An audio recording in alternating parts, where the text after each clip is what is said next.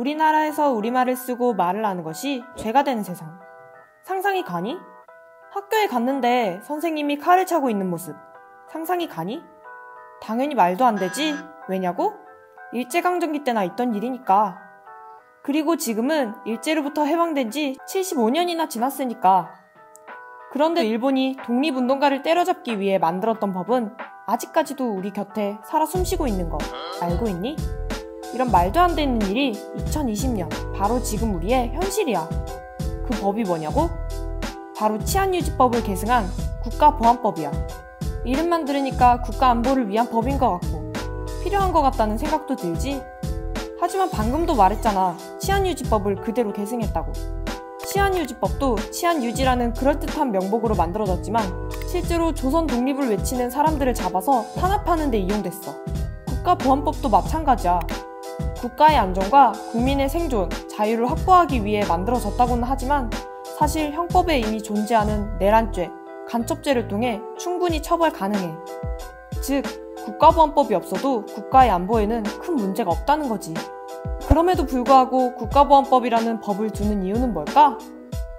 간단해. 치안유지법이 독립운동가를 때려잡았던 것처럼 국가보안법은 평화통일을 이야기하고 민주주의를 이야기하는 사람들을 탄압하기 위해서 만들어진 법이야. 실제로 국가보안법이 어떻게 이용됐는지 볼까? 사회 문제를 적극적으로 얘기하고 평화통일을 외쳤던 한국대학 총학생회연합, 일명 한총련의 힘과 영향력이 커지자 김영삼 정권은 국가보안법을 빌미로 한총련을 이적단체로 만들고 수많은 대학생들을 잡아 가뒀어. 참 어이없지? 이것뿐만이 아니야. 그 기준조차 명확하지 않아. 서점 어디에서나 살 수 있었던 자본론, 태백산맥, 전태일평전은 누가 가지고 있냐에 따라서 이적 표현물이 되기도 했어. 정말 귀에 걸면 귀걸이, 코에 걸면 코걸이 식으로 정권의 마음에 들지 않으면 이유를 만들어서 탄압하는 식으로 이용됐던 거야. 지금은 시대가 시대인 만큼 달라지지 않았냐고? 2019년에는 우리 정부의 허가를 받아서 북과 교류협력을 진행했던 한 사업가가 국가보안법으로 구속되기도 했고, 독립운동가들의 정신을 기리는 노래를 불렀다는 이유만으로 국가보안법 위반이 확정되어 2020년에 한 시의원이 의원직을 잃기도 했어. 또 대동강 맥주가 맛있다는 말이 국가보안법 위반이 되어 구속된 사례도 있어. 어때? 지금도 크게 다르지 않지? 아직도 이런 일이 벌어지고 있다는 게 정말 놀랍지 않니? 그럼 실제 국가보안법 위반으로 수배 생활을 10년간 하셨던 분의 이야기를 들어볼까?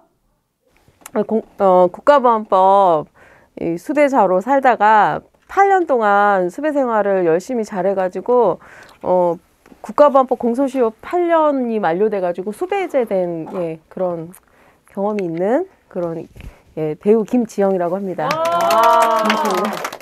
그 한총련 단체가 이적단체가 되면서 거기 이제 구성원이었던 한총련 대의원까지, 그러니까 단과대 학생회장까지 그냥 자동으로 이적단체 회원이 돼가지고, 그래서 이제 탈퇴서 쓰지 않으면 무조건 수배자가 되는 이런 상황이 있었어요. 그래서 수배자가 됐습니다. 국가보안법의 그런 위력들을 겪으시면서 실생활에서 느껴지는 어떤 변화? 저는 사람이 너 뒤에서 치는 거 있잖아요. 놀래게 하는 거.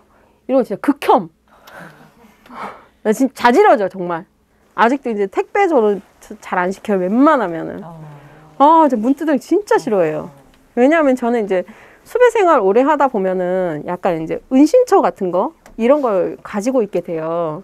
누가 이렇게 문을 탁탁 두드리면 진짜로 거기 진짜 나 아는 사람이 없고 문 두드릴 사람도 없고, 그때 당시에 택배도 안 하는데 근데 누가 문을 두드려. 이건 그냥 두 가지 경우인 거야, 진짜. 주인 아줌마거나 아니면 잡으러 왔거나. 그러니까 요즘도 되게 극도로 그런 거 싫어하고 이런 게 있죠.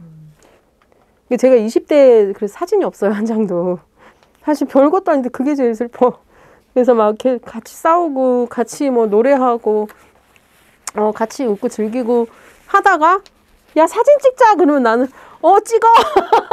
늘상 이렇게 이제 없는 사람처럼 있었어야 됐고, 그래서 진짜 우리 이 다가오는 세대들은 정말로 자기가 정당하다고 생각하는 거, 자기가 맞다고 생각하는 거 떳떳하게 정말 세상에 주장하면서 떨치면서 살 수 있는 그런 세상이 이 국가보안법 철폐로 왔으면 좋겠다. 이런 생각이 듭니다. 그럼 또 하나의 궁금증이 생기지? 우리같이 평범한 사람들과는 상관없는 일이 아닐까? 하는 그런 궁금증. 하지만 국가보안법은 우리 삶 곳곳에 살아 숨쉬며 그 영향을 끼치고 있어. 하루에도 수천 수만 가지 생각을 하면서 사는 게 사람이잖아? 그리고 내가 무슨 생각을 하는지, 내가 어떤 사상을 선택하고 옳고 그름을 판단하는 건 개인의 자유여야 하잖아. 그런데 국가가 어떤 생각과 어떤 사상은 불법이라고 규정한다면 그게 정상적인 걸까? 그리고 그런 사회에서 살아가고 있는 우리가 국가보안법과 정말 무관하다고 할 수 있을까? 그래도 잘 와닿지 않는다고? 그럼 내가 질문 하나 해볼게. 길동무라는 말, 어깨동무라는 말, 흔히 사용되는 단어지? 그런데 혹시 동무라는 말 사용하는 사람 주변에서 본 적 있니? 이상하지 않아? 길동무, 어깨동무는 우리 주변에서 너무나도 흔히 쓰이는 단어인데 왜 동무라고 하면 약간 꺼려지는 걸까? 북한 사람들이 쓰는 말이기 때문이라고? 바로 그거야! 우리는 우리가 모르는 사이에 계속해서 끊임없이 우리의 생각을 검열하고 있는 거야.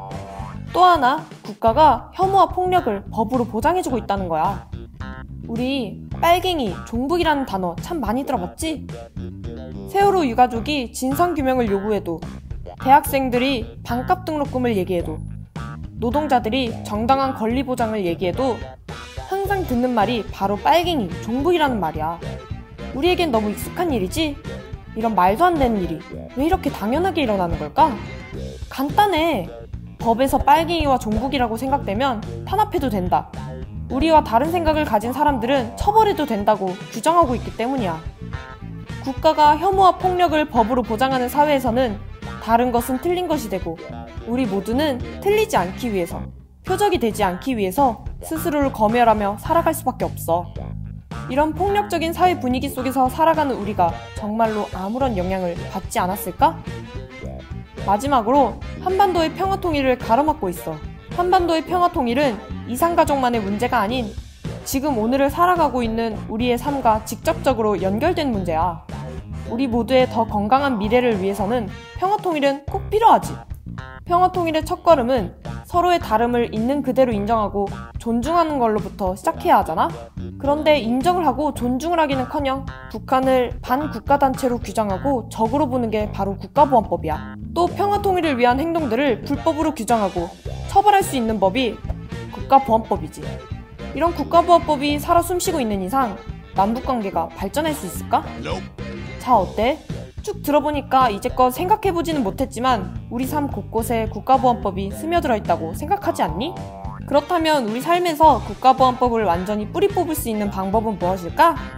어느 한 조항만 없앤다거나 부분적으로 개정한다고 해서 달라질까? 아니?